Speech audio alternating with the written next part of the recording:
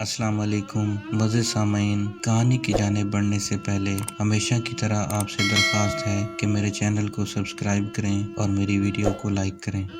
میرا نام نیلم ہے اور میری یہ ان دنوں کی بات ہے جب میں 15 برس کی تھی اور 9ویں جماعت میں پڑھتی تھی۔ گھر میں امی ابو اور 2 چھوٹے بہن بھائی تھے جو مجھے بہت عزیز تھے۔ میں گھر میں بڑی تھی، مجھے پڑھنے کا بہت شوق تھا۔ ان دنوں موبائل فون عام نہ تھے۔ اسکول میں میری ایک دوست تھی، اس کا نام مینا تھا۔ اس کے پاس موبائل فون تھا اور وہ اسکول بھی لاتی تھی۔ بہت ہوشیار تھی، آج تک ٹیچرز کو پتہ نہ چل سکا تھا۔ میں اور مینا کبھی پانی پینے کے بہانے سے یا کبھی بریک میں پچھلی طرف کا رخ کرتے اور ٹینکی کے ساتھ لگ کر موبائل فون استعمال کیا کرتے تھے۔ مفلسی اور ادھوری خواہشات سے بھری اس زندگی میں یہ ایک وقت میرے لیے بھی باہر کا ہوتا تھا۔ ایک دن میں نے مینا سے اپنی خواہش کا اظہار کیا کہ میرا بھی دل کرتا ہے موبائل فون لینے کے لیے، تو وہ مسکرا دی پر کچھ بولی نہیں۔ یوں ہی زندگی کٹتی رہی۔ 2 ہفتے بعد مینا نے مجھ سے کہا کہ بلال میرا کزن ہے اور وہ تمہیں پسند کرتا ہے اور چاہتا ہے کہ ایک بار تم اس سے مل کے اس کی بات سن لو۔ میرے لیے یہ الفاظ بالکل نئے تھے۔ میں بھول کر بھی کبھی یہ سوچ ذہن میں نہ لا سکتی تھی جس میں میں بنا کسی جائز رشتے کے ایک غیر مرد سے خود کو جڑا ہوا پاؤں۔ اس کی اس بات پر میں نے کافی غصے کا مظاہرہ کیا اور یہ کوئی نئی بات نہیں تھی ہمارے لیے۔ خیر، رات کے کھانے کے بعد میں اپنے بستر پر آ کر لیٹی۔ ہمارا گھر کرایہ کا تھا جس میں 2 کمرے تھے، ایک میں دکان کھول رکھی تھی اور دوسرے میں ہم سب رہتے تھے۔ ایک بار پھر مجھے مینا کی بات یاد آ گئی۔ زندگی میں یہ سب کچھ نیا تھا، تبھی یہ بات پوری طرح میرے حواسوں پر سوار تھی۔ کتنی معصوم ہوا کرتی تھی میں۔ اگلے دن معمول کے مطابق میں اسکول کی وردی پہنے ناشتے کے لیے آ بیٹھی۔ امی پراٹھے بنا رہی تھی۔ میں نے دیکھا صرف 3 ہی روٹیاں کا آٹا تھا جو امی نے ہم تینوں کو بنا دیا تھا۔ میرے بہن بھائی اس بات سے بخبر چائے پراٹھے کا ناشتہ کرنے میں مصروف تھے اور میں یہ کہہ کر اٹھ گئی کہ مجھے بھوک نہیں لگی۔ کیوں بیٹا، تم نے سارا دن وہاں پڑھنا ہے، طبیعت خراب ہو جائے گی، کچھ تو کھا لو، امی بولی، مگر میں منع کرتے ہوئے وہاں سے اٹھ گئی۔ میرے 3 ماہ کی اسکول فیس باقی تھی اور ہماری پرنسپل نہایت بد زبان اور بد لحاظ تھی۔ ایک ہفتے سے وہ مجھے روز کلاس روم میں آ کر وارن کر رہی تھی۔ میں انہی سوچوں میں گم کہ آج میڈم کو کیا جواب دوں گی، گھر سے اسکول کی طرف نکل گئی۔ امی سے روز کہتی تھی اور امی کا یہی جواب ہوتا تھا، بیٹا کل دے دیں گے۔ میں جانتی تھی آج بھی ان کے پاس کوئی پیسے نہیں تھے، تبھی چپ چپ اسکول آ گئی۔ اور آج بھی یاد ہے کہ اس دن فیس نہ دینے پر میڈم نے پوری کلاس کے سامنے مجھے ذلیل کیا اور خوب مارا بھی۔ میں واش روم میں جا کر بہت روئی۔ میڈم نے کہا کل فیس کے ساتھ آنا ورنہ مت آنا، پیپر ہونے والے تھے، پورا سال برباد ہو جاتا۔ مینا نے مجھے تسلی وغیرہ تو دی مگر میں سچ جانتی تھی۔ امی کو بتایا تو امی کیا کر سکتی تھی، وہ رونے لگی۔ والد صاحب بہت عیاش طبیعت کے مالک تھے، شراب نوشی کی بھی عادت تھی، یوں لگتا تھا جیسے ان کو اپنی اولاد سے محبت ہی نہیں تھی۔ وہ ہم سے ہمارے مسئلے اور ضروریات پوچھتے تک نہ تھے۔ پہلے تو وہ نوکری بھی نہ کرتے تھے، پھر ان کے ایک دوست نے کسی طرح سمجھا بجھا کر نوکری پر لگوا دیا۔ ان کی تنخواہ وہ بس خود ہی پر خرچ کرتے تھے۔ کبھی تو امی کی دکان کا منافع بھی لڑ جھگڑ کر لے لیا کرتے تھے۔ آج جب ابو گھر آئے میں ان کے پاس جا بیٹھی۔ وہ شراب پی کر آئے ہوئے تھے۔ میں نے فیس کے پیسے مانگے تو وہ جوتا اٹھا کر مجھ پر برس پڑے اور جب تھک چکے تو میں اپنے بستر پر جا کر لیٹ گئی اور آنسو بہانے لگی اور اپنی پڑھائی چھوٹ جانے کا سوگ منانے لگی۔ 2 دن بعد مینا میرے گھر آئی اور بولی تمہاری فیس میں نے دے دی ہے، کل سے تم اسکول آ جانا۔ میں اس وقت اس کی بہت شکر گزار ہوئی اور امی بھی۔ امی نے اس کو جلد ہی پیسے لوٹا دینے کا وعدہ بھی کر لیا۔ میں پھر سے اسکول جانے لگی۔ میں بہت خوش تھی، ہمیشہ سے بس پڑھ لکھ کر کچھ بننا چاہتی تھی۔ آج جب اسکول کی چھٹی پر ہم لوگ نکلے تو اسکول کے باہر ایک لڑکا میری طرف دیکھ کر مسکرا رہا تھا۔ میں گھبرا سی گئی اور تیز تیز قدم اٹھاتی گھر کو چل دی۔ بتاتی چلوں مینا اور میں واپسی پر الگ الگ جاتے تھے۔ وہ لڑکا میرا پیچھا کرنے لگا، میرے تو ہاتھ پیر ٹھنڈے ہو گئے۔ ویرانہ شروع ہو چکا تھا، دوپہر کا وقت تھا، آس پاس نہ کوئی بندہ۔ میری آنکھوں سے آنسو گرنے لگے جس پر اس نوجوان کی آواز میرے کانوں میں پڑی، سنیں۔ میں رکنے کی جگہ تیزی سے چلنے لگی۔ دیکھیں میری بات سنیں، میں بلال ہوں، مینا میرے چاچو کی بیٹی ہے، سنیں۔ اب اس نے آگے بڑھ کر میرا ہاتھ تھام لیا جس پر میری جان ہی نکل گئی۔ مجھے کچھ سمجھ نہ آیا اور میں زور زور سے رونے لگی جبکہ وہ زیر لب مسکرا رہا تھا جیسے میری معصومیت پر اس کو بے حد پیار آیا ہو۔ اس نے میرے ماتھے پر بوسہ دیا اور وہاں سے واپس چلا گیا۔ میں وہیں کھڑی घड़ी उसको जाता देखती रही। फिर कुछ देर बाद जैसे होश में आई। ये पहली बार था जब मुझे किसी गैर मर्द ने छुआ था जिसने मेरी रूह तक को झंझोड़ डाला था। मैं खुद को मैली सी तस्वर करने लगी, जैसे उसके छूने से मैं मैली हो गई हूँ। घर आकर बस्ता फेंका, टैंकी से पानी लिया और नहाने चल दी। अगले दिन भी उसने इसी तरह मेरा पीछा किया। अब तो रोज का मामूल था यही, बर्दाश्त की हद हो चली थी। फिर एक दिन मैंने उसको ठीक ठाक सुना दी, जिस पर वो कुछ न बोला और चला गया। और फिर उसने मेरा पीछा ना किया। शब और रोज सुकून से गुजरने लगे कि एक दिन मीना ने मुझे सुख चैन को आग लगा दी, ये बता कर कि मेरी पूरी फीस मीना ने नहीं बल्कि बिलाल ने भरी थी। और उसने मुझे हर हाल में ये बात बताने से मना किया था ताकि मेरी खुददारी को कोई ठेस न पहुंचे। ये जानकर मुझे अच्छा न लगा और उस दिन मैं बहुत रोई थी कि बाप के जिंदा होते हुए भी आज मुझे किसी गैर की भीख पर पलना पड़ रहा है। मगर वो ऐसा कर क्यों रहा है? क्या वाकई उसको मुझसे मोहब्बत हो गई है? ये ख्याल आज भी मेरे लबों पर न जाने क्यों मुस्कुराहट ले आया था, लेकिन मैं एक बोझ तले दब गई थी। अब वो मेरा पीछा ना करता था और न उस दिन के बाद मैंने उसकी शक्ल देखी। पता नहीं क्यों मुझे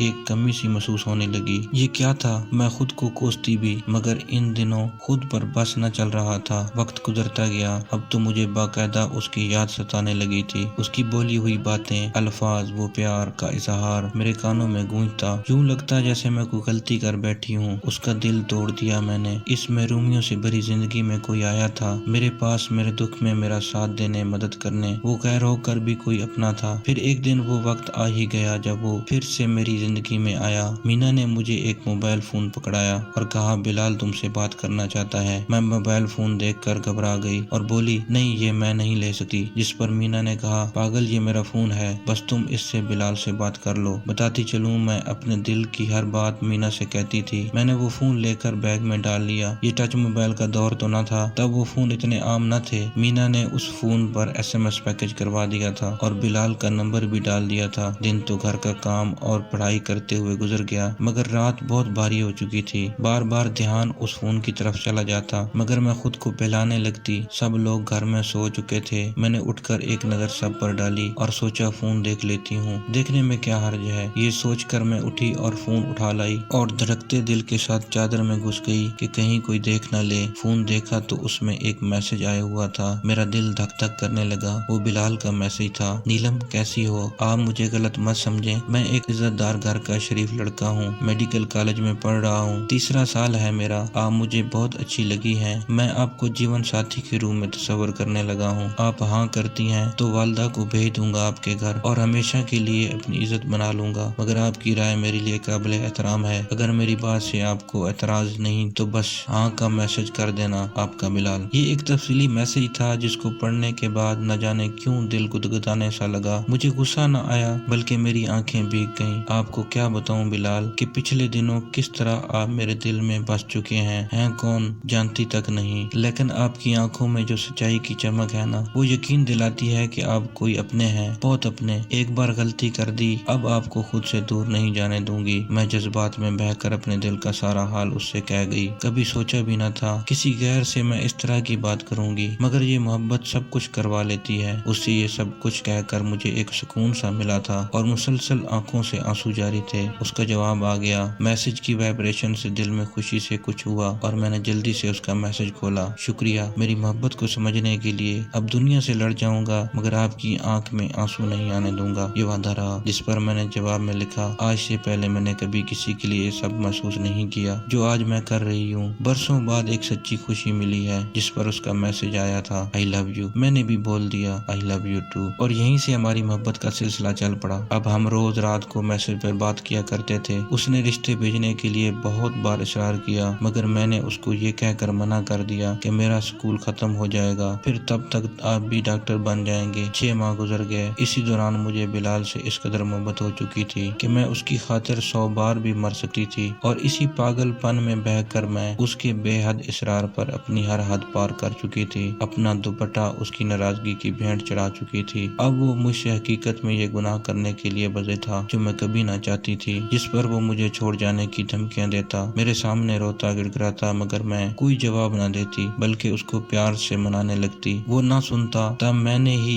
एक दिन गुस्से में आकर उससे राब्ता खत्म कर दिया, क्योंकि जो वो कह रहा था वो मेरे बस में नहीं था। एक शाम जब मैं झाड़ू लगा रही थी तब अम्मी की आवाज सुनाई दी, नीलम देख दुकान पर कोई आया है। میں اچھا امی بولتی دکان پر آ گئی تو یہ دیکھ کر حیران رہ گئی کہ سامنے بلال کھڑا تھا۔ میں اس کو یہاں دیکھ کر بری طرح ڈر گئی، جس پر اس نے میرا ہاتھ تھام لیا۔ وہ احساس بہت اچھا لگا مجھے۔ وہ فوراً بول پڑا، مجھے معاف کر دو میری جان، میں بہت غلط تھا، اپنی جان کو معاف نہیں کرو گی؟ اس کی آنکھوں میں آنسو تھے۔ اس سے پہلے میں کچھ کہتی اگلے ہی پل امی دکان میں آ گئی اور بلال نے جھٹ سے میرا ہاتھ چھوڑ دیا۔ جی کیا چاہیے آپ کو؟ امی غصے سے بولی۔ وہ ایک دودھ کا ڈبہ، وہ بھکلاہٹ میں بولا، جس پر میں امی سے نظر بچا کر مسکرا دی تو وہ بھی مسکرا دیا۔ ایک بار پھر سے ہم ایک ہو گئے۔ وقت جاتا رہا۔ میرے سکول ختم ہونے سے پہلے ہی ابو میری شادی اپنی دوست سے کر رہے تھے جو ابو ہی کی عمر کا تھا، کافی پیسے والا تھا۔ جب مجھے پتا چلا میں نے امی کو بلال کے بارے میں سب بتا دیا، جس پر امی نے میری پیٹھ پر تھپڑوں اور گھوسوں کی برسات کر ڈالی۔ اس کے بعد سر پکڑ کر بیٹھ گئیں۔ میں نے بھی ضد کر لی تھی شادی بلال سے ہی کروں گی۔ ابو کو امی نے جب بتایا تو ابو نے بھی جوتی اتار کر خوب مارا، وہ تو چھری اٹھا لائے۔ پھر امی بیچ میں پڑی تھیں۔ ابو نے مجھے لعنت دیتے ہوئے صاف الفاظ میں بتا دیا کہ کل شام میرا نکاح اس عمر رسیدہ بندے سے ہوگا، اور ہم سب جانتے تھے کہ ابو کے فیصلے کے آگے سب بے بس ہیں۔ اس رات میں امی کی گود میں چھپ کر بہت روئی تھی۔ جب امی سو گئیں تب بلال کو میسج کر کے روتے روتے سب کچھ بتا دیا، جس پر وہ پریشان ہو کر رہ گیا۔ بولا میں بات کروں انکل سے، جس پر میں نے سختی سے منع کر دیا اس کو۔ ہم دونوں ساری رات روتے رہے۔ اس نے کہا نیلم تم مجھ سے پیار کرتی ہو نا؟ میں نے کہا جان سے زیادہ۔ اس نے کہا میں آ رہا ہوں تمہیں لینے، بس چلو میرے ساتھ۔ اس نکاح سے بچنے کے لیے اس وقت یہی رستہ ہے۔ ماں باپ کب تک اولاد سے ناراض رہ سکتے ہیں؟ نہیں رہیں گے۔ بس اس وقت میرا ہاتھ تھام لو، ہماری محبت گھٹ گھٹ کر مر رہی ہے، اس کو بچا لو۔ میں ہاتھ جوڑتا ہوں، آدھا گھنٹہ دے رہا ہوں، تم سوچ لو، اگر نہیں تو میں ہمیشہ کے لیے تمہاری زندگی سے چلا جاؤں گا، پھر کبھی لوٹ کر نہیں آؤں گا۔ تم بھی اس وقت کو خواب سمجھ کر بھلا دینا جو ہم نے ساتھ گزارا۔ بلال یہ سب کیسے کہہ گیا؟ وہ پل جو میں نے اس کے ساتھ گزارے تھے میری زندگی کے قیمتی پل تھے، میں ان کو ایک خواب سمجھ کر نہیں بھلا سکی تھی۔ آدھے گھنٹے بعد اس کا میسج آیا، بولو نیلم، پر میں نے کوئی جواب نہ دیا، جس پر وہ میسج پر میسج کرتا رہا۔ میں پڑھ پڑھ کر آنسو بہاتی رہی۔ پھر میں نے بھی ایک فیصلہ لیا کہ میں اس کے ساتھ چلی جاؤں گی۔ کتنے خواب دیکھے تھے ہم نے ساتھ میں، اگر اکیلی کے ہوتے تو کب کا باپ کی عزت پر قربان کر دیتی، مگر اس کو نہیں رلا سکتی تھی جس نے مجھے ہنسایا تھا۔ اور وہ رات میری زندگی میں تبدیلی لانے والی رات تھی، جب میں نے سوئے ہوئے ماں باپ اور بہن بھائیوں پر آخری نظر ڈالی تھی اور گھر کی دہلیز پار کر دی۔ وہی میری زندگی کی سب سے بڑی غلطی تھی۔ بلال بائک کے ساتھ کھڑا تھا، مجھے لے کر اس نے تیزی سے بائک چلا دی۔ آج 7 مہینے ہو چکے تھے۔ بلال نے مجھے ایک اپارٹمنٹ میں رکھا تھا۔ وہ کسی میڈیکل کا اسٹوڈنٹ نہیں تھا، اس نے مجھ سے جھوٹ کہا تھا، وہ تو میٹرک پاس تھا اور اس کی ایک کمیونیکیشن شاپ تھی، مگر اصل دھوکہ یہ نہ تھا۔ اصل دھوکہ یہ تھا کہ اس کو مجھ سے نکاح کرنے میں کوئی دلچسپی تھی ہی نہیں۔ وہ تو صدا کا آوارہ تھا، اس کا تو کام ہی تھا لڑکیوں کو پھنسا کر اس کا فائدہ اٹھانا، اور میں پاگل اس کی میٹھی میٹھی باتوں میں آ کر یہ سمجھ بیٹھی تھی کہ مجھے میرے خوابوں کا شہزادہ مل گیا ہے۔ صرف اتنا ہی نہیں، وہ اپنی ہوس بجانے کی خاطر مسلسل مجھے نوچتا رہا، اور اب جب اس کا دل مجھ سے بھر گیا تو وہ ہفتے کی رات اپنے اوباش دوستوں کو بھی لے آتا اور وہ بھی درندوں کی طرح مجھے نوچتے۔ سارا ہفتہ وہ مجھے تالا لگا کر اس چھوٹے سے گھر جو کہ ایک ہی کمرے پر تھا مجھے چھوڑ جاتا۔ کھانے کا سامان گھر میں موجود ہوتا، وہ 2 سے 3 دن بعد آتا، میں اس کی خدمت کرتی، کھانا بنا کے دیتی، کپڑے دھو کر استری کر دیتی، پیر دباتی۔ ذرا سا کام غلط ہو جانے پر وہ مجھے بے رحمی سے پیٹتا تھا۔ آخر ابو بھی تو مارتے تھے، مگر اس بے رحمی سے تو آج تک ابو نے بھی نہیں مارا تھا۔ سوچتی ہوں باپ کی اس مار میں بھی کہیں نہ کہیں شفقت تھی، جس نے مجھے زمانے کی ان ٹھوکروں سے بچا رکھا تھا۔ میرے بدن پر نیل پڑ رہے تھے، مگر بلال کے لیے میں ایک گوشت کے ٹکڑے سے بڑھ کر کچھ نہ تھی۔ یقین نہیں آتا تھا یہ وہی مہربان ہے جو میرے ایک آنسو تک برداشت نہیں کر سکتا تھا۔ کتنے وعدے کیے تھے ہم نے،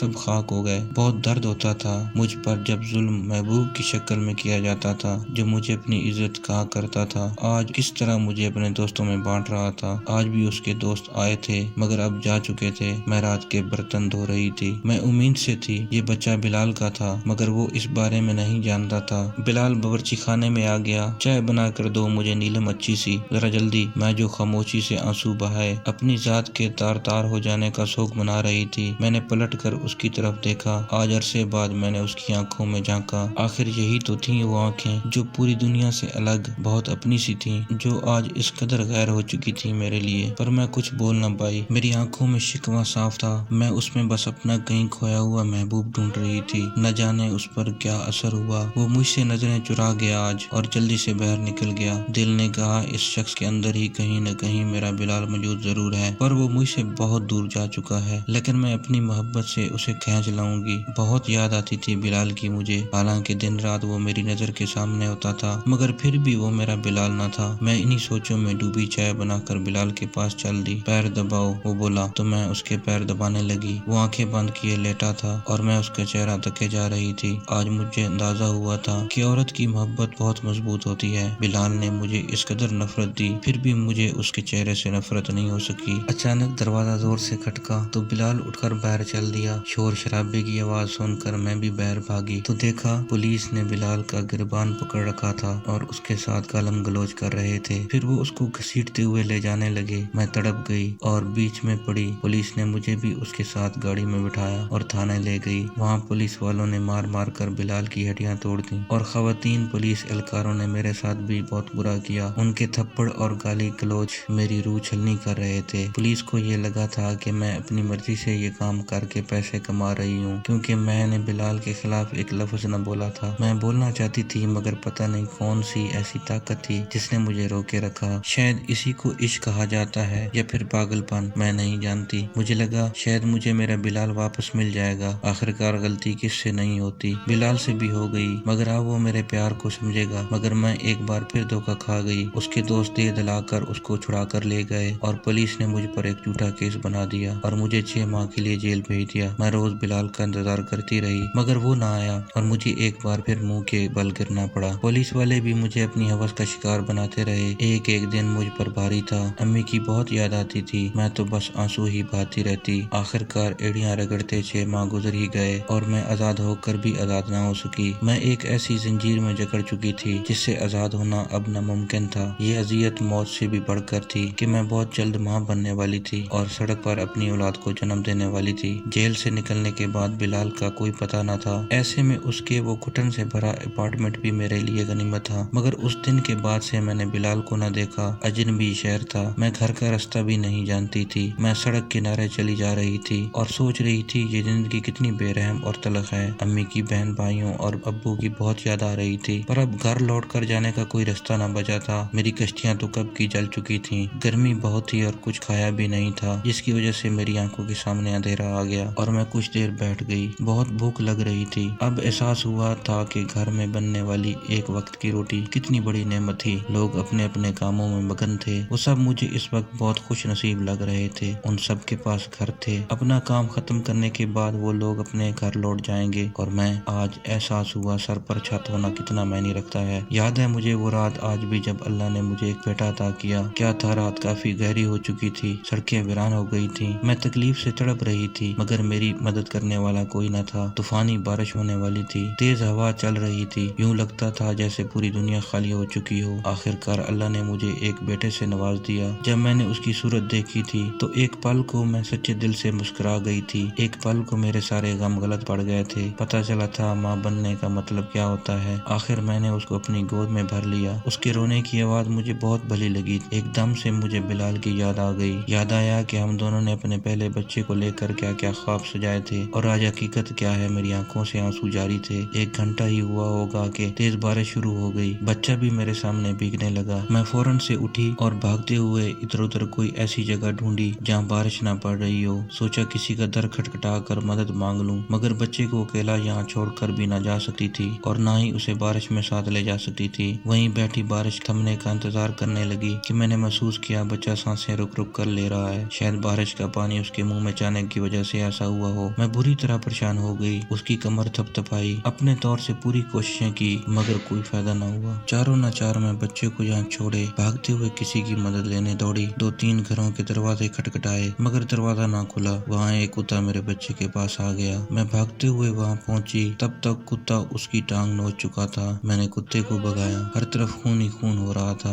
بچہ بری طرح رو رہا تھا۔ نہیں بتا سکتی اس وقت میری حالت کیا تھی۔ میں اس کو گود میں بھر کر بیٹھی رہی اور بارش تھمنے کی دعا مانگتی رہی۔ بارش تو نہ تھمی مگر اس معصوم کی سانسیں تھم گئیں۔ میں نے اس کو اپنی گود میں ساکت محسوس کیا تو میرا حلق خشک ہونے لگا۔ وہ بس اتنی سی ہی زندگی لے کر آیا تھا۔ وہ بہت خوبصورت تھا مگر بہت ہی بدقسمت تھا، اتنا بدقسمت کہ نماز جنازہ بھی اس کو نصیب نہ ہوئی۔ کمزوری اور نکات سے یوں لگتا جیسے ابھی بے ہوش ہو جاؤں گی۔ میری ہمت ختم ہو چکی تھی، آنکھوں کے آگے اندھیرا آ رہا تھا۔ نہیں چاہتی تھی کہ میرے بچے کی لاش کو کتے نوچ کھائیں، اس سے بہتر مجھے یہی لگا، اور میں نے وہیں ہاتھوں سے ایک چھوٹا کھڈا کھودا اور اس ننھے وجود کو، جس کو 9 مہینے اپنے پیٹ میں سنبھال کر رکھا تھا، جو میری پہلی اولاد تھا، جس نے مجھے ماں بنایا تھا، کو کھڈے میں ڈال کر دبا دیا۔ اب سمجھ آیا میں نے اولاد ہو کر اپنے ماں باپ کو تکلیف دی، اس لیے مجھے اولاد کی شکل میں اس قدر تکلیف ملی۔ اتنا تو مجھے پتا تھا کہ اس بچے کو میں عمر بھر نہیں بھول سکوں گی۔ جب میں اٹھی تو سڑک کنارے بھکاریوں کی طرح پڑی تھی، آنے جانے والوں کو میری کوئی پرواہ نہ تھی۔ میں اٹھی اور چلتے ہوئے سامنے پہلا جو گھر آیا ادھر دستک دی۔ ایک بوڑھا آدمی نے دروازہ کھولا، سر پر ٹوپی اور داڑھی والا۔ وہ شخص شریف لگ رہا تھا۔ میں نے اسے کہا میری مدد کریں، میں نے 2 دن سے کھانا نہیں کھایا۔ میں رونے لگی تو وہ مجھے اندر اپنے گھر میں لے آیا۔ گھر میں اس نے اپنی بہو کو آواز دی اور پشتو زبان میں کچھ بول کر چلا گیا۔ اس کی بہو بہت اچھی تھی، اس نے مجھے کھانا دیا، کپڑے بدلوائے۔ بہت ہی غریب سے تھے مگر اچھے لوگ تھے۔ اس کا نام ہنا تھا۔ ہنا نے مجھے دوائی دے دی اور پھر میں کب سوئی مجھے نہیں پتا۔ آرام سکون سے سوتی رہی، مجھے کسی نے ڈسٹرب نہ کیا۔ کچھ دن انہوں نے مجھے پناہ دی۔ اس کے بعد میرا ایک جوان عورت کا یوں اس طرح 2 مردوں والے گھروں میں رہنا مناسب نہ تھا۔ تب ایک دن اس بوڑھے آدمی نے مجھے نکاح کی دعوت دی۔ میرے وہم و گمان میں بھی نہ تھا۔ پہلے تو دل بالکل نہ مانا مگر حالات کو دیکھتے ہوئے میں نے ہاں کر دی تھی۔ جس دن میرا نکاح شیر خان سے ہوا مجھے گھر والوں کی بہت یاد آئی تھی۔ آج میری شادی تھی اور میں نے سوچا بھی نہ تھا کہ اس طرح سے ہوگی۔ میری شادی سادگی سے گھر پر نکاح ہوا۔ مجھے سرخ جوڑا پہنایا جا رہا تھا۔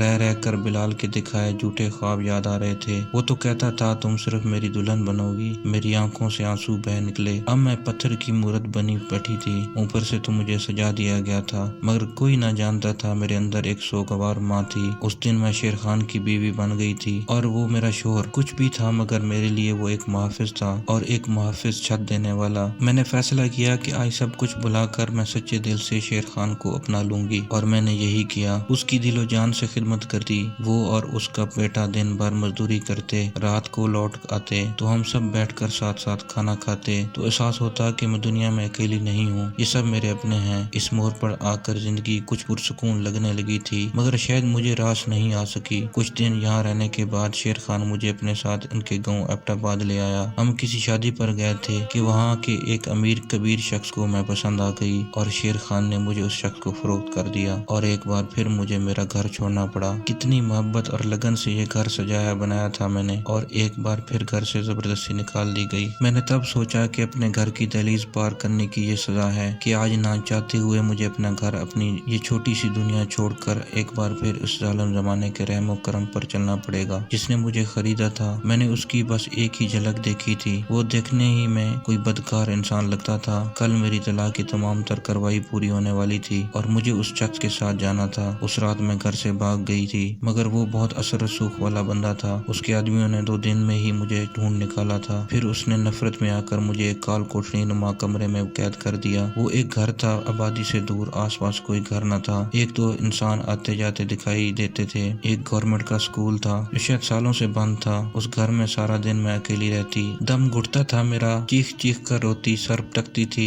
مگر سننے والا کوئی نہ تھا۔ وہ روز رات کو آتا تھا اور اپنا مقصد پورا کر کے صبح چلا جاتا تھا۔ مجھ سے اپنے جوتے اترواتا، پیر دھلواتا، بال نوچتا، تشدد کرتا کیونکہ میں نے بھاگ کر اس کی جھوٹی انا کو للکارا تھا جس کا بدلہ وہ یوں مجھ سے لے رہا تھا۔ خیر میری آنکھ سے اب آنسو نہ گرتا، میں پتھر کی سی ہو گئی تھی۔ مجھے اس کے ایسے رویے کی عادت ہو گئی تھی۔ 8 ماہ گزر گئے۔ اس کے بعد اس نے مجھے ایک بازارو عورت بنا دیا۔ گھر میں مردوں کو بلاتا، اچھے پیسے لے کر مجھے ان کے سامنے پیش کرتا۔ ہزاروں مرد آ چکے تھے جہاں، اب تو مجھے میرے وجود سے نفرت آتی تھی۔ یوں لگتا تھا میں پیدا ہی دوسروں کی تفریح کے لیے ہوئی ہوں، میرا اپنا کوئی وجود نہیں۔ میرے جسم پر بہت سے دانے بن رہے تھے جس کی وجہ سے مجھے بہت بخار تھا، جسم تپ رہا تھا مگر پھر بھی مجھ سے وہ کام لیا جا رہا تھا، میرا کوئی علاج نہ ہو رہا تھا۔ میں بہت تکلیف میں تھی، بالکل جوان ہو کر بھی خود کو ایک بوڑھی محسوس کرنے لگی تھی۔ یوں لگتا تھا جیسے جسم تو کب کا درندوں نے نوچ کھایا، اب ہڈیاں بھی گل رہی تھیں۔ دوپہر کا وقت تھا۔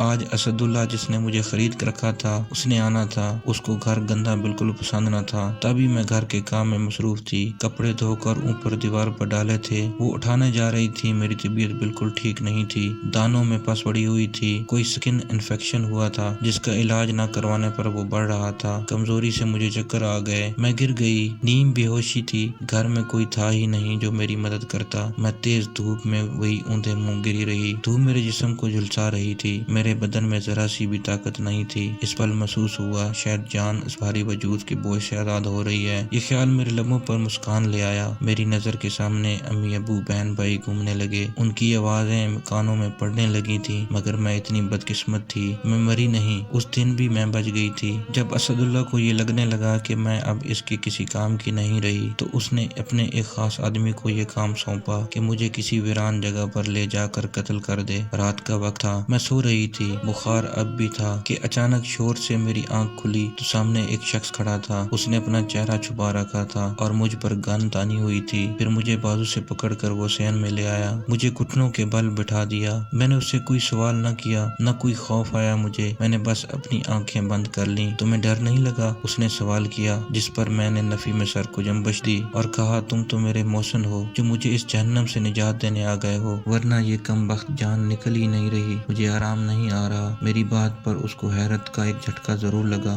وہ کچھ دیر خاموشی سے کھڑا رہا، پھر بولا، کیا نام ہے تمہارا؟ نیلم۔ جس پر وہ لڑکھڑا سا گیا اور 2 قدم پیچھے ہوا اور گن ایک طرف رکھ کر رخ پھیر کر کھڑا ہو گیا۔ مجھے یہ بالکل اچھا نہ لگا، میں چاہتی تھی جلدی وہ میری روح کو آزاد کرے۔ میں اس کے پیر پڑنے لگی کہ مجھے مار دے۔ جب اس نے ایسا نہ کیا تب میں نے کانپتے ہاتھوں کے ساتھ اس کی گن اٹھا لی اور اپنے سر پر رکھ کر چلا دی، مگر اس نے بڑی پھرتی سے گن کا رخ اوپر کر دیا۔ مجھے ایسا لگا جیسے میرے پیروں میں جان نہ رہی ہو۔ میں روتے روتے اس کے قدموں میں گر گئی، میری سزا کو کم کر دو، مجھے مارتے کیوں نہیں تم؟ میں عرصے بعد داڑیں مار مار کر روئی تھی۔ اس نے مجھے رونے دیا، وہ ویسے ہی کھڑا رہا، پھر میرے ساتھ زمین پر بیٹھ گیا۔ ہم دونوں کی نظر ملی، اس کی آنکھیں خوبصورت تھیں اور پلکیں بھیگی ہوئی۔ کون ہو تم؟ اس نے پوچھا تو یوں لگا برسوں بعد کوئی اپنا ملا ہو جیسے، پتہ نہیں کیوں ایسا لگا تھا۔ میں نے اب بولنا بالکل چھوڑ دیا تھا، مگر اس کے ایک بار پوچھنے پر سب کچھ اسے کہتی گئی۔ تم کون ہو؟ اب میرا سوال تھا، جس پر وہ بولا، ایک گناہگار۔ اس کی آنکھیں نم تھیں۔ میں 21 سال کا تھا تب کچھ غلط قسم کے دوستوں کی صحبت میں بیٹھ کر غلط روش پر چل پڑا تھا۔ رات کو دوستوں کے ساتھ مل کر ہم لوگوں کو لوٹتے تھے، مگر کسی کی جان لینے کا کبھی سوچا تک نہیں تھا۔ ہم 3 بھائی تھے، میں منچلا تھا۔ دونوں بھائی قابل اور اچھی نوکری کر رہے تھے۔ میں ہر وقت والد کے کوسنے سنتا تھا، مگر کرتا وہی تھا جو دل کرتا تھا۔ والد صاحب کو جس دن پتہ چلا کہ میں چھنتائی کرتا ہوں تو مجھے گھر سے نکال دیا۔ ہمارے گاؤں میں زمینیں تھیں، لیکن تایا ہمارے حصے کی بھی قبضہ کرنا چاہتے تھے۔ مجھے اس کی بیٹی سے محبت تھی۔ کچھ عرصہ بعد میرے والد نے مجھے لالچ دیا کہ اس سے میری شادی کروائیں گے اگر میں یہ کام چھوڑ دوں۔ میں نے حامی بھر لی، پھر میری شادی ہو گئی۔ تب میں 23 سال کا تھا، دن ہنسی خوشی گزر رہے تھے۔ میں نے ہر برا فعل ترک کر دیا تھا اور ایک نوکری کرنے لگا تھا۔ میری دنیا بس نیلم ہی تھی۔ ہاں، اس کا نام نیلم تھا۔ جب تک اس کا چہرہ نہ دیکھ لیتا میرا دن نہ گزرتا تھا۔ جان بستی تھی اس میں میری۔ پھر زمین پر ہمارے جھگڑے بڑھنے لگے۔ تایا نہ حق ہماری بھی زمین پر قبضہ کرنا چاہتا تھا۔ بات عدالت تک پہنچ گئی تھی۔ ایک دن تایا ہمارے گھر آ کر زبردستی نیلم کو لے گئے۔ میں تب گھر پر نہ تھا، ورنہ میرے رہتے یہ ممکن نہ تھا۔ عدالت کا فیصلہ تایا کو یقین تھا کہ ہمارے حق میں ہی ہوگا۔ تب تایا نے بڑی چالاکی سے نیلم کو لے جانے کے اگلے ہی دن فون کر کے کہا کہ میرے والد آ کر نیلم کو لے جائیں۔ وہ گاؤں گئے تھے تو تایا نے والد صاحب پر گولیاں چلوا کر ان کو جان سے مار ڈالا۔ ساتھ ہی ان کے کھیت میں کام کرنے والے ایک کسان کی بیٹی جو ان کی حویلی کی ملازمہ تھی کو بھی مار ڈالا اور اس قتل کو غیرت کے نام پر قتل قرار دے دیا۔ ابو کی میت جب گھر آئی تو ماتم مچ گیا، سب رونے پیٹنے لگے، پر میں نے اس دن ایک آنسو بھی نہیں بہایا۔ والد کی تدفین کے بعد تایا نے امی کو فون کر کے دھمکی دی کہ ساری زمین میرے نام کر دو ورنہ اپنے بیٹوں سے بھی ہاتھ دھو بیٹھو گی۔ ماں یہ سن کر پیچھے ہٹ گئی، تمام زمین جائیداد اس کے نام کر دی اور ہم سے کہا کہ ہم یہ شہر چھوڑ چلتے ہیں۔ میرے بھائیوں نے ماں کی بات سے اکتفا کیا، مگر میں اپنے باپ کی ذلت بھری موت نہیں بھول سکتا تھا۔ پولیس کی مدد لی مگر کسی نے کوئی مدد نہ کی۔ ہر طرح کی کوشش کی۔ جب مجھے کوئی رستہ نہ دکھا تو میں نے سر پر کفن باندھ کر ایک بار پھر گن اٹھا لی اور ٹھان لیا کہ دشمن کو مار کر ہی مروں گا۔ والد اور تایا 2 ہی بھائی تھے۔ تایا کے 2 بیٹے اور تھے۔ میں نے ان سب کو جان سے مار دینے کا فیصلہ کیا اور رات کے وقت تایا کے گھر میں گھس کر تایا کے بیٹوں کو کلاڑی کی مدد سے موت کے گھاٹ اتارا۔ پھر تایا میرا نشانہ تھا، میں نے گولی چلائی۔ وہ لمحہ میری زندگی کا سب سے زیادہ اذیت بھرا تھا۔ بیچ میں نیلم آ گئی اور میں نے اپنے ہی ہاتھوں سے اپنی جان کو مار ڈالا۔ وہ اکیلی نہیں تھی بلکہ اس کے وجود میں ایک ننھی جان اور بھی تھی، میرا بچہ۔ میں نے اپنا بچہ اپنے ہاتھوں سے کھو دیا۔ یہ درد وہی جانتا ہے جس نے اپنی اولاد کھوئی ہو۔ نیلم گری، میں نے تایا پر گولیوں کی برسات کر دی اور بھاگتے ہوئے نیلم کے پاس گیا۔ گیا۔ اس کو اپنی باہوں میں آخری بار بھرا۔ میں بن جھل مچھلی کی طرح تڑپ رہا تھا۔ اس کو اٹھا کر اسپتال لے جانے لگا۔ میں جانتا تھا اب وہ مجھ سے نفرت ہی کرے گی، مگر میں اس کی زندگی بچانے کے لیے ہر حد سے گزر سکتا تھا۔ 2 قدم چلتے ہی وہ مجھے ہمیشہ کے لیے چھوڑ کے چلی گئی۔ میں پاگلوں کی طرح نیلم نیلم پکارتے اس کو گود میں بھرے روتا رہا۔ آج ٹوٹا تھا وہ آنسوؤں کا سیلاب۔ یہ غم میرے اعصاب پر بھاری پڑ رہا تھا۔ اس دن میری دنیا بے رنگ ہو گئی تھی، جس میں اب مرتے دم تک رنگ نہیں بھریں گے۔ تایا اور اس کے بیٹوں کی موت کے بعد ساری زمین جائیداد میرے بھائیوں کو مل چکی تھی۔ پولیس مجھے پکڑ کر لے گئی۔ مجھے سزائے موت دی جانے والی تھی کہ اسد صاحب نے مجھے آزاد کروا دیا۔ یہ ایک بڑے پیمانے پر جرائم پیشہ انسان ہے۔ پولیس ان کے ہاتھ میں ہے۔ مجھے وہ کیسے جانتا تھا اور اس نے مجھے کیوں چھڑوایا، یہ میں آج تک نہیں جان سکا، مگر اس کے بعد سے لے کر اب تک میں اسد صاحب کے لیے کام کر رہا ہوں۔ ہزاروں قتل کر چکا ہوں۔ اب زندگی کا بس یہی مقصد ہے۔ گھر والے قطع تعلق کر چکے ہیں۔ اس نے میری جان کیوں بخش دی میں نہ سمجھ سکی، شاید میرے نام کی وجہ سے۔ چلو، اس نے اچانک میری کلائی پکڑی اور بولا، مگر کہاں؟ اس نے جواب نہ دیا اور مجھے پکڑ کر باہر لے آیا جہاں اس کی گاڑی کھڑی تھی۔ مجھے گاڑی میں بٹھا کر اس نے گاڑی چلا دی۔ زندگی کے اس موڑ پر آ کر میں کسی پر بھی بھروسہ کرنا نہ چاہتی تھی، مگر وہ جہاں بھی لے جا رہا تھا وہ جگہ اس جہنم سے بہتر ہی ہوگی۔ وہ مجھے ڈاکٹر کے کلینک پر لے گیا۔ میرا چیک اپ کے بعد میرے لیے دوائی اور ساتھ ہی کچھ پھل بھی لیے اور مجھے ایک گھر لے گیا۔ شاید وہ اس کا اپنا گھر نہ تھا، کیونکہ اسد سے پنگا لینے کے بعد اس کی اپنی جان بھی محفوظ نہیں تھی، مگر وہ تو جیسے نڈر تھا۔ اس کے چہرے پر ڈر کا کوئی تاثر نہ تھا۔ کچھ دن اس نے مجھے اس گھر میں رکھا تھا، مجھے کام کو ہاتھ نہ لگانے دیا، خود ہی آ کر کھانا لکڑی پر بناتا تھا اور باقی کا کام بھی خود ہی کرتا تھا۔ بہت سپاٹ چہرہ تھا اس کا، وہ مسکراتا نہ تھا، مگر نین نقش نہایت پرکشش تھے۔ اس نے میری بہت دیکھ بھال کی، جس سے مجھ میں بہتری آنے لگی۔ میں کمرے میں سوتی تھی اور وہ صحن میں۔ اس نے آج تک مجھ پر غلط نگاہ نہ ڈالی تھی، پتہ نہیں کیوں۔ وہ دنیا بھر کے ظلم کے مقابلے میں میرے سامنے ڈھال بن کر کھڑا ہو گیا تھا۔ وہ چائے بنا رہا تھا کہ میں نے اس سے سوال کر ڈالا، تم نے مجھے کیوں نہیں مارا؟ ہمارے بیچ بات چیت بہت کم ہوتی تھی۔ میں نے آج تک کسی مظلوم کی جان نہیں لی۔ ہم یہ بات کر ہی رہے تھے کہ اسد کے بندے دروازہ توڑ کر گھر میں گھس آئے۔ عمران نے ان کا ڈٹ کر مقابلہ کیا، مگر وہ بہت تھے اور یہ ایک۔ آخر کر ہم وہاں سے جان بچا کر بڑی مشکل سے بھاگ نکلے۔ گولیوں کی بچھاڑ میں میرے حواس کھو چکے تھے۔ میرے وجود کو بھی عمران نے ہی سنبھال رکھا تھا۔ اس کے بازو میں گولی لگی تھی، پھر بھی وہ بڑی تیزی سے گاڑی کچے میں دوڑا رہا تھا۔ ہم ایک ڈھابے نما ہوٹل میں رہے تھے۔ اس رات وہ بہت تکلیف میں تھا، اپنا بازو پکڑے تڑپ رہا تھا بری طرح۔ وہ جانتا تھا اس وقت کسی اسپتال جانا مناسب نہ تھا۔ اس نے اپنے آدمی چاروں طرف پھیلا رکھے تھے، پھر پولیس بھی اس کی مٹھی میں تھی۔ وہ ساری رات یوں ہی تڑپتا بلبلاتا رہا۔ میری آنکھوں سے بھی آنسو گر نکلے۔ اس نے خود ہی اپنے وجود سے گولی نکالی۔ مجھ سے تو یہ سب کچھ دیکھا نہ جا رہا تھا۔ کچھ دن بعد وہ پولیس اور اسد اللہ کے آدمیوں سے بچتا بچاتا مجھے میرے شہر لے آیا تھا، تاکہ مجھے محفوظ آشیانے تک پہنچا دے۔ میرے ہزار منع کرنے کے بعد بھی اس نے مجھے سمجھایا کہ گھر والوں کی مار بھی دنیا والوں کی دی ہوئی ذلت سے بہتر ہے۔ آج برسوں بعد میں اپنے محلے میں داخل ہو چکی تھی۔ گھر جانے پر معلوم ہوا کہ ہمارے گھر میں اب کوئی اور رہ رہا تھا۔ آس پاس سے پتہ لگا والد کی ہارٹ اٹیک سے موت ہو گئی اور والدہ بھی ان کے کچھ ماہ بعد چل بسی۔ بہن کی شادی میری جگہ والد کے دوست سے ہو گئی تھی اور سلیمان چاچو کے ساتھ رہ رہا تھا۔ میرا گھر اب وہ گھر نہ رہا تھا۔ ماں باپ کی موت کا سن کر دل خون کے آنسو رویا، مگر آنکھ سے بس 2 ہی آنسو گرے۔ اب میں پوری طرح عمران کے رحم و کرم پر آ گئی تھی۔ جینے کی کوئی چاہ باقی نہ تھی۔ عمران مجھے اس شہر سے دور اپنے گاؤں لے گیا۔ اس کی اور میری زندگی مسافروں کی طرح تھی۔ ہم ایسے سفر پر تھے جس میں بس کانٹے ہی تھے اور منزل کی کوئی امید نہیں تھی۔ میں نہیں جانتی تھی ہم کہاں جا رہے ہیں۔ وہ قبرستان تھا۔ عمران اندر گیا اور نیلم کی قبر پر دعا کی۔ اب ہم پھر سے ایک رستے پر تھے۔ کب تک میرا بوجھ یوں ہی اپنے کندھوں پر لاد کر گھومو گے؟ مت کرو ایسا، میری وجہ سے اسد اللہ خان تمہاری جان لے لے گا۔ کب تک مجھے اپنے ساتھ گھسیٹو گے؟ بس کچھ دن، وہ بولا، اور پھر گاڑی میں ایک تلخ خاموشی چھا گئی۔ مجھے لگا اس کا کوئی مفاد ہے مجھ سے، جس کے پورے ہونے کے بعد یہ مجھے پھر سے بے سہارا کر جائے گا۔ یعنی اب کچھ دن وہ میرے ساتھ تھا۔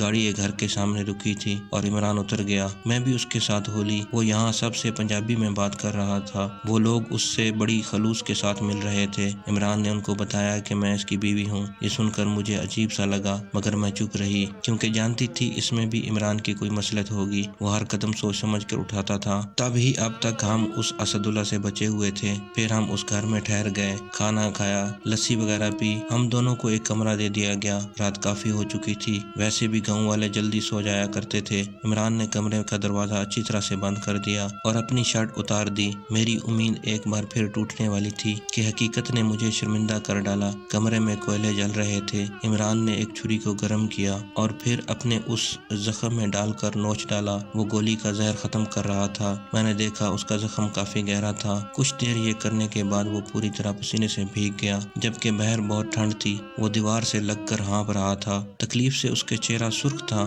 وہ آنکھیں بند کیے ہی بیٹھا تھا۔ میں اٹھی اور اپنے دوپٹے کا کچھ حصہ پھاڑ کر اس کے بازو پر باندھ دیا۔ اس نے چونک کر آنکھیں کھول لیں، جیسے اس کو عادت نہ رہی تھی کسی کی کیئر کی، کسی کی اپنائیت کی۔ وہ حیرت سے میرا چہرہ دیکھ رہا تھا۔ مجھے اس پل وہ کوئی پیشہ ورانہ قاتل نہیں، بلکہ بالکل ایک معصوم بچے کی طرح لگ رہا تھا جو پیار کا بھوکا ہو۔ اپنی بڑی بڑی آنکھیں پھیلائے مجھے تک رہا تھا۔ میں بنا کچھ بولے اپنی جگہ سے اٹھ کر واپس آ گئی۔ وہ بھی چارپائی پر لیٹ گیا۔ اپنا چہرہ اس نے بازوؤں سے چھپا رکھا تھا۔ میں بھی اپنی چارپائی پر لیٹ گئی۔ باہر کڑاکے دار بارش جاری تھی، مگر ہم دونوں کے اندر کے طوفان سے بہت کم تھی۔ مجھے امی ابو کی یاد آ رہی تھی اور وہ شاید اپنی بیوی کو یاد کر رہا تھا۔ نہ جانے کب آنکھ لگی تھی۔ اگلے دن ناشتے کے بعد عمران گھر سے باہر چلا گیا اور میں ان اجنبیوں کے بیچ خود کو تنہا محسوس کرنے لگی۔ نہ جانے کیوں عمران کا انتظار کرنے لگی۔ وہ شام کو لوٹا تھا تو گھر والوں کے بے حد اصرار پر مجھے اپنے گاؤں دکھانے نکل گیا۔ ہم دونوں خاموشی سے پگڈنڈی پر چلے جا رہے تھے۔ کچھ کھیتوں کے پاس آ کر وہ رک گیا۔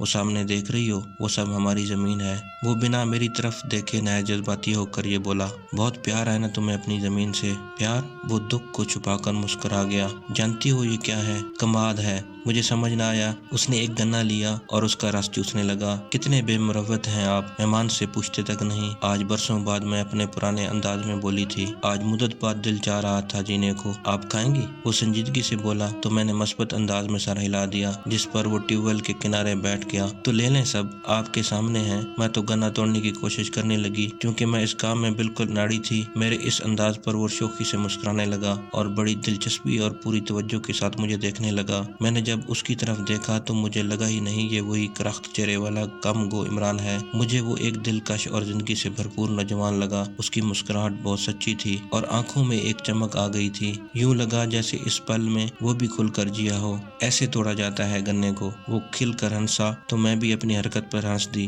ہم نے اس پل میں ہی اپنی زندگی کو جی بھر کر جی لیا تھا۔ مغرب کی اذان ہونے لگی۔ ہم دونوں گھر کی طرف چل پڑے۔ ہم 2 دن وہاں مزید رہے۔ اسداللہ خان کو کسی نے خبر کر دی تھی ہمارے یہاں ہونے کی۔ اس کے بندوں نے راتوں رات گھر کو گھیر لیا۔ چاروں طرف گولیوں کی آوازیں تھیں۔ میں بری طرح کانپ رہی تھی۔ عمران نے اپنی گن لوڈ کی اور مجھے خاموش رہنے کا اشارہ کیا۔ وہ جانتا تھا جب تک وہ یہاں ہے ان گھر والوں کے لیے خطرہ ہے۔ اس نے مجھے مضبوطی سے تھام رکھا تھا جیسے میں کانچ کی گڑیا ہوں۔ وہ مجھ پر آنچ بھی نہیں آنے دے رہا تھا۔ ہم بچتے بچاتے پچھلی کھڑکی سے کودے۔ عمران نے گن ہاتھ میں پکڑ رکھی تھی اور بڑی ہوشیاری سے وہ ہر قدم اٹھاتا ہوا دشمن سے دور ہوتا جا رہا تھا۔ اللہ کے فضل اور اس کی سوجھ بوجھ اور عقل مندی کی وجہ سے اب تک ہم زندہ تھے۔ اب ہم تیزی سے بھاگ رہے تھے۔ عمران نے سڑک والے راستے کی بجائے کھیتوں کے بیچ کا راستہ لیا۔ وہاں بھاگنا میرے لیے بہت مشکل ہو رہا تھا۔ عمران کی رفتار مجھ سے زیادہ تھی۔ اس نے مضبوطی سے میرا ہاتھ پکڑ رکھا تھا۔ میں بھی گرتی پڑتی اس کا پورا ساتھ دے رہی تھی۔ ہم بمشکل لاری اڈے پہنچ ہی گئے۔ کراچی کو جانے والی پہلی بس میں سوار ہو گئے۔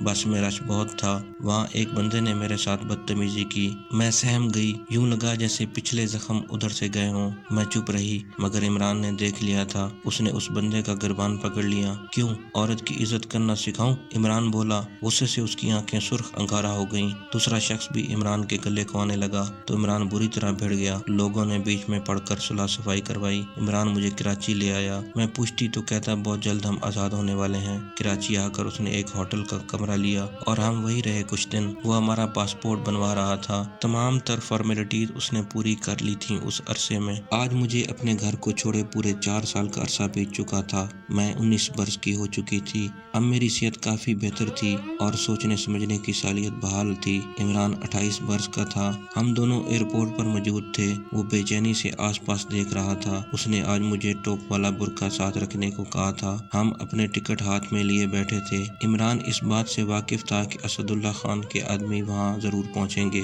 عمران کا ہاتھ اپنی پینٹ میں میں لگی گن پر چلا گیا، مگر وہ پرسکون بیٹھا رہا جیسے کسی حکمت سے کام لے رہا ہو۔ اس کے ساتھ کچھ دن گزار کر مجھے اندازہ ہو گیا تھا وہ بہت ذہین اور تیز دماغ کا مالک تھا۔ سنو نیلم، یہ رہا تمہارا پاسپورٹ اور ٹکٹ، دبئی ایئرپورٹ سے تمہیں خود کوئی لینے آ جائے گا۔ میرا پرانا جاننے والا ہے، شریف اور قابل اعتماد بندہ ہے، وہ وہاں تمہیں کوئی چھوٹی موٹی مگر عزت دار نوکری دلوائے گا۔ اب تم یہ برقع جلدی سر پر ڈالو اور جاؤ، سامنے جو عورتیں بیٹھی ہیں ان کے پاس جا کر بیٹھ جاؤ، وہ لوگ تمہیں نہیں پہچان سکیں گے، جلدی جاؤ اس سے پہلے کہ وہ تمہیں میرے ساتھ دیکھ لیں۔ اس کے الفاظ مجھ پر بجلی گرا گئے۔ اور تم عمران؟ میں نے پہلی بار اس کو نام سے پکارا تھا، میری آواز لرز رہی تھی، آنکھیں حیرت سے پھیلی تھیں۔ دیر مت کرو اور اپنی منزل کا رخ کرو، وہ پریشانی سے بولا۔ مگر تم تو کہتے تھے ہم دونوں اپنی منزل کو پہنچیں گے۔ ہاں، میری منزل ہی ہے، ٹھہر جانا ہی میری منزل ہے، میں بہت تھک چکا ہوں یوں بھاگتے بھاگتے، اپنا ویسے بھی نیلم کے بغیر کچھ نہیں۔ آج تمہاری منزل دیکھ کر میں نے اپنے گناہوں سے بھری زندگی میں ایک اطمینان پا لیا ہے۔ مرنے سے پہلے اس کے آخری الفاظ اس نے بے حد اطمینان کے ساتھ ادا کیے اور گن نکال کر کھڑا ہو گیا۔ تم جاؤ نیلم،